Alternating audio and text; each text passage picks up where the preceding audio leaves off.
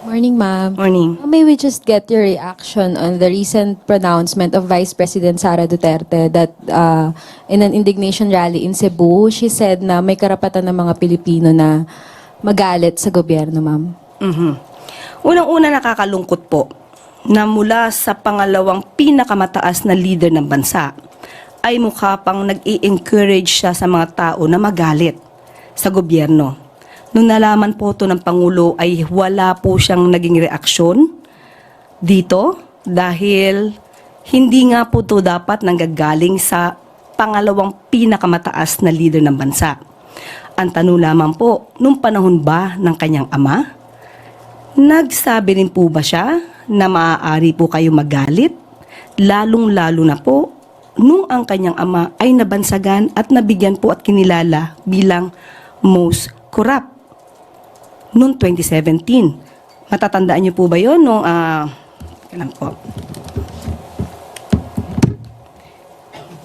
Noong 2016 ay runner-up lamang ang Pangulo. Ano lang? Ito. Noong 2016, runner-up lang si Pangulo bilang most corrupt. Siya ay kinilala ng Organized Crime and Corruption Reporting Project. Pero noong 2017 ay nag-level up si dating Pangulong Duterte at siya na po yung naging awardee at kinilala ng People of the Year being the most corrupt.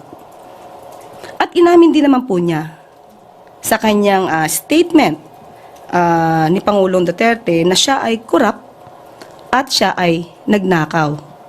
Pero naubos na nga lang. Natatandaan niyo po ba yon? Because meron pa po ako ditong statement niyan. Okay?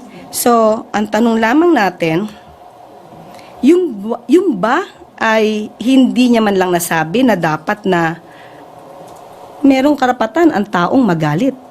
And at the same time, wala po tayong nadinig sa Pangulo kahit ano pa ang naging di umanong anomalya ng DepEd sa pamumuno ni VP Sara.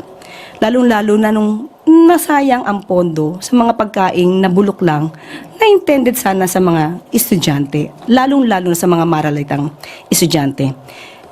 So being the Vice President, siya bilang Vice President, mas maganda po sana kung siya ay mag-i-encourage sa mga tao na makipagtulungan na lang instead of having this feeling of hatred against the government. Mas maganda po na sabay-sabay sana tayong umangat kesa sa may mga ibang tao na gusto magpabagsak ng gobyerno. Ma'am, she's arguing that it's part of freedom of expression. Yes, wala po tayong masasabi kung kanyang ine-express ang kanyang damdamin. Pero bakit naman ngayon lang? Mas marami naman din pong nangyari nung panahon ng kanyang ama. So parang ang pag-encourage po ba niya na magalit ang tao meron po ba itong link doon sa sinasabing destabilization? At pinapatungkulan palagi na ang taong bayan ay dapat nang kumilos laban sa gobyerno.